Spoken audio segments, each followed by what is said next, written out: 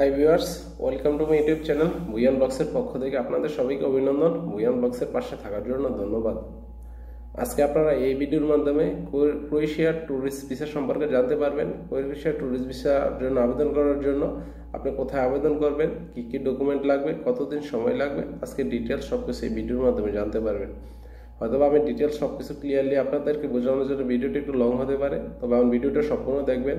ইনশাল্লাহ এই ভিডিওটা দেখার পর আপনার কোনো ক্রোয়েশিয়া ট্যুরিস্ট ভিসার আবেদন করার জন্য কোনো দালাল বা কোনো এজেন্টের স্বর্ণাপন্ন হতে হবে না। ইভেন এমনকি আপনার আর কোনো কনফিউশন থাকবে না, ইনশাল্লাহ ক্লিয়ার হয়ে যাবে। So let's start. এক নম্বরে হচ্ছে আপনার একটা ভ্যালিড পাসপোর্ট লাগবে। পাসপোর্টটা মিনিমাম 10 বছরের মধ্যে ইস্যু করা হয়েছে এমন একটা পাসপোর্ট লাগবে। পাসপোর্টটাতে আপনার মিনিমাম দুইটা ব্ল্যাঙ্ক পেজ থাকতে হবে ব্যাক টু ব্যাক। একটা হচ্ছে ভিসা স্টাম্পিংয়ের জন্য, আর একটা পেজ হচ্ছে আপনার অনারেবল এবং ডিপার্চার সিল দেওয়ার জন্য। আর আপনার একটা জিনিস মাথায় রাখবেন, আপনার পাসপোর্ট ইনফরমেশন পেজে যেন কোনো হাতে হ্যান্ড রিটেন না থাকে বা কোনো কাটা ছেঁড়া না থাকে, কারণ যদি হ্যান্ড রিটেন বা কাটা ছেঁড়া থাকে তাহলে সেক্ষেত্রে ক্রোয়েশিয়ার এম্বাসি আপনার এই হ্যান্ড রিটেন পাসপোর্টটা বা কাটা ছেঁড়া পাসপোর্টটা অ্যাকসেপ্ট করেন না ভিসা সাবমিশন করার জন্য। তার পাশাপাশি আপনাকে একটা জিনিস মাথায় রাখতে হবে, আপনি যতদিনই ভিসার জন্য আবেদন করতেছেন, ঠিক আছে, এই ভিসার যে মেয়াদ, ঠিক আছে, ওই মেয়াদটার পরে মিনিমাম আপনার পাসপোর্টের মেয়াদ মিনিমাম 3 মাস থাকতে হবে। দেন 2 নম্বর হচ্ছে আপনার একটা অ্যাপ্লিকেশন ফর্ম লাগবে। অ্যাপ্লিকেশন ফর্মটা চাইলে আপনি অনলাইনেও ফিল আপ করতে পারেন, ইভেন এমনকি ডাউনলোড দিয়েও ব্লক লেটারে এটা ফিল আপ করতে পারেন। তো আপনি যখন অ্যাপ্লিকেশন ফর্মটা ফিল আপ করবেন, ফিল আপ করার পর দেখবেন যে আপনার অ্যাপ্লিকেশন সিগনেচার একটা অপশন থাকে, ওই জায়গায় খুব ভালোভাবে একটা সিগনেচার দিয়ে দিবেন। অ্যাজ পার পাসপোর্ট অনুযায়ী পাসপোর্টে যেভাবে সিগনেচারটা দিয়েছেন ঠিক ওইভাবে দিবেন। আর যদি অ্যাপ্লিকেন্ট যদি কোনো চিলড্রেন বা মাইনরস হয়ে থাকে তাহলে সেই ক্ষেত্রে তার প্যারেন্টস বা গার্ডিয়ানের মাধ্যমে আপনাকে অ্যাপ্লিকেশনটা ফিল আপ করতে হবে এবং সিগনেচার করতে হবে।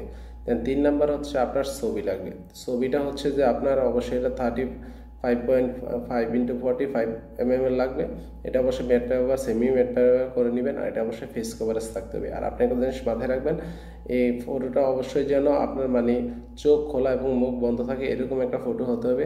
আর যদি কোনো বিশেষ কোনো কারণে, যেমন আপনার কোনো চিকিৎসার কারণে বা ধর্মীয় কারণে যদি আপনি হিজাব করেন বা মুখ পর্দা করেন তাহলে সেক্ষেত্রে আপনার চেঞ্জ অ্যান্ড ফরহেড আপনাকে শো করতে হবে।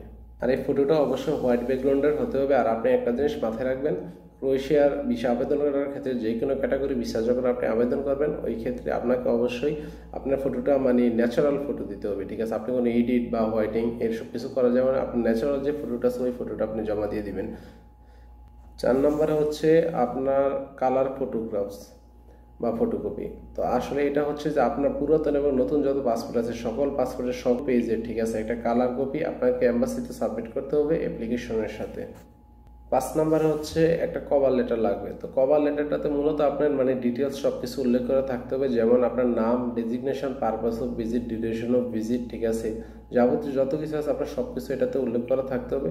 তার পাশাপাশি একটা জিনিস আপনাকে খেয়াল রাখতে হবে যে আপনি যে ক্রোয়েশিয়াতে যাবেন, যাওয়ার পর আপনার যে টোটাল যে এক্সপেন্স সেটা কে বিয়ার করবে। টোটাল এক্সপেন্সটা হচ্ছে ফুড, লিভ, অ্যাকোমোডেশন, এইগুলো যাবতীয় যত কিছু আছে কে বিয়ার করবে, ঠিক আছে, এগুলো যাবতীয় সব কিছু উল্লেখ করে আপনাকে অবশ্যই কভার লেটারে অ্যাড্রেসিং করতে হবে দ্য বিশ officer, embassy of Croatia, New Delhi, India. 6 নম্বরে হচ্ছে আপনার অ্যাকোমোডেশন পেপার। তো আপনি যে ক্রোয়েশিয়াতে যাবেন, যাওয়ার পর কোথায় থাকবেন, কোনো হোটেল, কোনো রিসোর্ট, ঠিক আছে, বা কোনো বাসার সাথে এগ্রিমেন্ট, ঠিক আছে, এরকম একটা আপনার যে এগ্রিমেন্ট করছে, ঠিক আছে, যেমন বাসার সাথে যদি কারো বাসায় যদি থাকেন সেক্ষেত্রে যে এগ্রিমেন্ট পেপার, ওই এগ্রিমেন্ট পেপারটা, আর যদি হোটেলে থাকেন তাহলে হোটেল রিজার্ভেশনের কপি, বা আপনি যদি অন্য কোনো প্রাইভেট কোনো সেক্টরে আপনি থাকার জন্য ব্যবস্থা করে থাকেন তাহলে সেক্ষেত্রে ওইটার যে এগ্রিমেন্ট পেপারটা আছে ওই পেপারটা অবশ্যই আপনাকে অ্যাপ্লিকেশনের সাথে সাবমিট করতে হবে। তবে আপনার যদি কোনো গ্যারান্টার থাকে, ঠিক আছে, তাহলে ওই গ্যারান্টারের যাবতীয় যত ডকুমেন্ট আছে সব কিছু আপনাকে সাবমিট করতে হবে। এবং ওই গ্যারান্টার আপনাকে একটা পেপার দিতে হবে, যে পেপারটা আপনি এম্বাসিতে সাবমিট করতে পারবেন যে আপনার গ্যারান্টারের মাধ্যমে আপনি যাইতেছেন, আপনার থাকার ব্যাপারে কোনো অসুবিধা নেই, সে আপনার গ্যারান্টার আছে।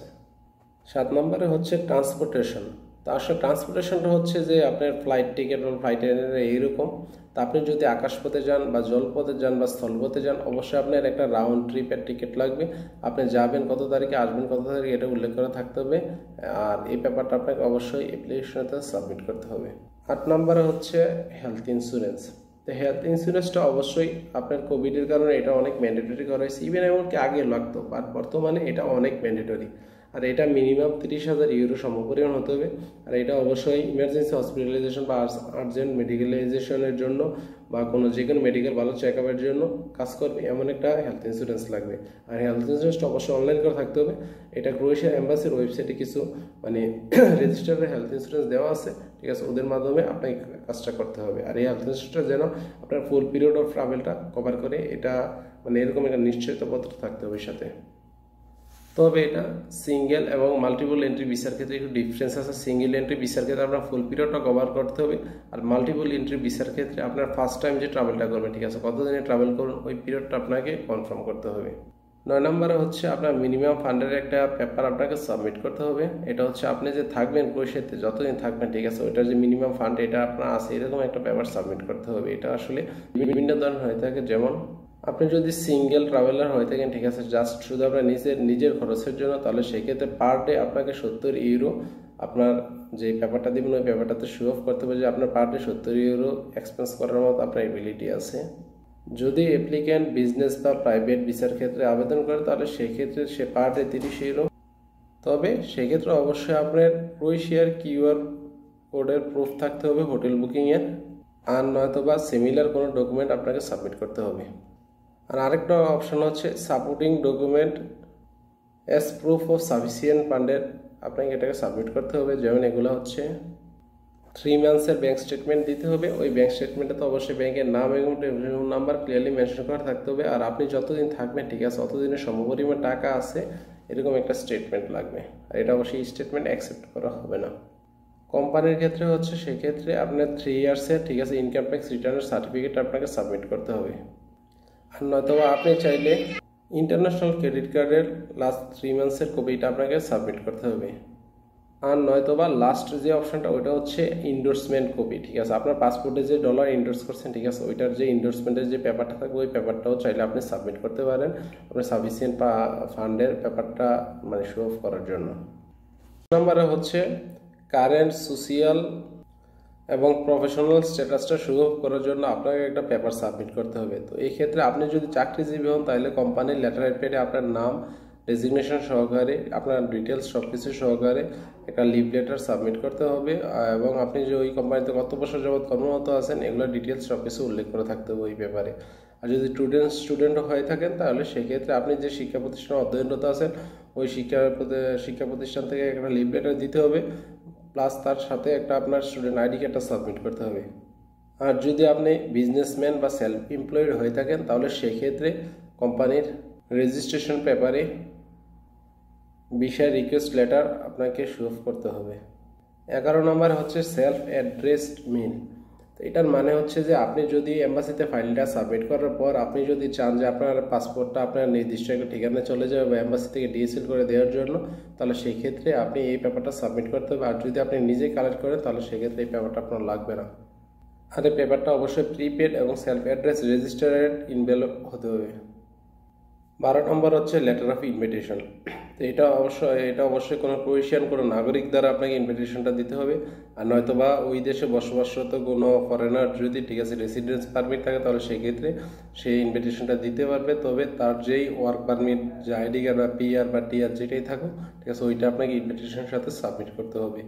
আর এই ইনভিটেশন লেটারটা অবশ্যই পাবলিক নোটারি করতে হবে, ভেরিফাইড করতে হবে। আর এই লেটারটা অবশ্যই অ্যাড্রেস করে থাকতে হবে the visa officer, embassy of Croatia, New Delhi, India. 13 নম্বরে হচ্ছে আপনার একটা অথরাইজেশন লেটার লাগবে। অথরাইজেশন লেটারটা হচ্ছে আপনার সাবমিশন এবং পাসপোর্ট রিসিভ করার জন্য। 14 নম্বরে হচ্ছে এটা আসলে বেসিক না, এটা হচ্ছে ধরুন যে কেউ যদি মাইনরস হয়ে থাকে বা কেউ যদি তার লিগ্যাল ক্যাপাসিটি ডিপ্রাইভড অফ হয়ে থাকে তাহলে সেক্ষেত্রে, ঠিক আছে, কিছু রিকোয়ারমেন্ট আছে। এগুলো হচ্ছে 1 নম্বরে বার্থ সার্টিফিকেটটা লাগবে যদি মাইনরসের হয়ে থাকে, আর সেক্ষেত্রে যদি আপনার গার্ডিয়ান হিসেবে প্যারেন্টস থাকে। আর এই ডিসিশনটা অবশ্যই লিগ্যাল গার্ডিয়ান দ্বারা করতে হবে। আর যদি মাইনরস, ঠিক আছে, কোনো লিগ্যাল গার্ডিয়ান বা প্যারেন্টস ছাড়া ট্রাভেল করে তাহলে সেক্ষেত্রে অবশ্যই তাকে একটা নোটারাইজ কপি নিতে হবে। ওই নোটারাইজ কপিতে অবশ্যই প্যারেন্টস বা লিগ্যাল গার্ডিয়ানের full address, contact number, details যাবতীয় সব কিছু উল্লেখ করা থাকতে হবে। এবং এটাতে উল্লেখ করা থাকতে হবে তার ট্যুরের রিজনটা কি, ঠিক আছে, কী কারণে সে যাচ্ছে, কতদিন থাকবে, টাকা টোকা বা এক্সপেন্সের যে বিষয়টা আছে ওইটা কীভাবে বিয়ার করা হবে, যাবতীয় সব কিছু উল্লেখ করে প্যারেন্টস বা লিগাল গার্ডিয়ানের অবশ্যই সিগনেচার করা থাকতে হবে। 15 নম্বরে হচ্ছে তার পুরাতন এবং নতুন সকল পাসপোর্টে, ঠিক আছে, রিলিভেন্ট যত পেজ আছে সকল পেজের একটা কালার কপি লাগবে। 16 নম্বরে হচ্ছে আপনার যে ক্রোয়েশিয়াতে যাবেন, কী উদ্দেশ্যে যাবেন, ঠিক আছে, ওইটা ডিটেলস সব কিছু উল্লেখ করে ডিসক্রিপশন করে আকারে আপনাকে এটা ডিটেলস সহকারে একটা পেপার সাবমিট করতে হবে। তো এগুলো হচ্ছে মূলত মানে জেনারেল রিকোয়ারমেন্ট, ঠিক আছে, যে কোনো বিষয়ের ক্ষেত্রে ক্রোয়েশিয়ার ক্ষেত্রে। আর ম্যান্ডেটরি যে রিকোয়ারমেন্টগুলো এগুলো হচ্ছে অ্যাপ্লিকেন্টের নাম উল্লেখ করে 1 নম্বর উল্লেখ করতে হবে আপনাকে, certificate of paid tourist package, আপনি যে ট্যুরিস্টের যে প্যাকেজটা আপনি অ্যাকসেপ্ট করছেন, ঠিক আছে, ওইটার জন্য যে ফিটা, ঠিক আছে, ফিটা পেমেন্ট করছেন এরকম একটা সার্টিফিকেট আপনাকে শো অফ করতে হবে। আর ওই সার্টিফিকেট অবশ্যই অ্যাপ্লিকেন্টের নাম থাকতে হবে। 2 নম্বর হচ্ছে day to day travel itinerary লাগবে, ঠিক আছে, আর ওইটা তো অবশ্যই টোটাল যে পিরিয়ডটা থাকবেন ফুল পিরিয়ডটা আপনাকে মানে কভার করতে হবে, এরকম একটা ডে টু ডে আইটিনারি আপনাকে সাবমিট করতে হবে। 3 নম্বর হচ্ছে প্রুফ অফ ওনারশিপ বা লিজ অফ ভোট এর যে পেপারটা আছে ওই পেপারটা আপনাকে সাবমিট করতে হবে। যদি আপনি কোনো ভোটে থাকতে চান বা মানে কোনো ওনারশিপের মাধ্যমে কোনো জায়গায় আপনি স্টে করতে চান বা আপনার যে অ্যাকোমোডেশন আছে ওই অ্যাকোমোডেশন পেপারটা আপনাকে সাবমিট করতে হবে। এগুলো হচ্ছে ম্যান্ডেটরি ট্যুরিস্টের ক্ষেত্রে। তো এই ডকুমেন্টগুলো নিয়ে আপনি যদি ইন্ডিয়াতে অবস্থিত নিউ দিল্লি এম্বাসিতে অ্যাপ্লিকেশন করেন বা বাংলাদেশের যে অথরাইজ এজেন্ট আছে যেমন ভিসা থিংস, বিএফএস গ্লোবাল, ঠিক আছে, ভিসা স্টিকার, এরকম অনেক ট্রাভেল এজেন্সি আছে অথরাইজ এজেন্ট, ওদের মাধ্যমে চাইলে আপনি ফাইলটা সাবমিট করতে পারবেন। ওদের মাধ্যমে যদি আপনি ফাইলটা সাবমিট করতে দেন তাহলে খুব ইজিলি আপনার ভিসাটা হয়ে যাবে, তেমন কোনো অসুবিধা নেই, ঠিক আছে। তবে একটা জিনিস মাথায় রাখবেন, ক্রোয়েশিয়া ভিসা পাওয়ার ক্ষেত্রে আপনি যদি ব্ল্যাঙ্ক পাসপোর্টে জমা দেন তাহলে সেক্ষেত্রে ভিসার পসিবিলিটি অনেক কম।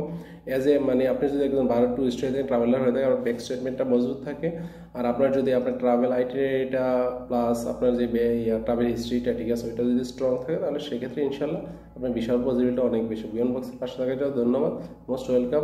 আমার চ্যানেলটি সাবস্ক্রাইব করুন, একটা লাইক দিন।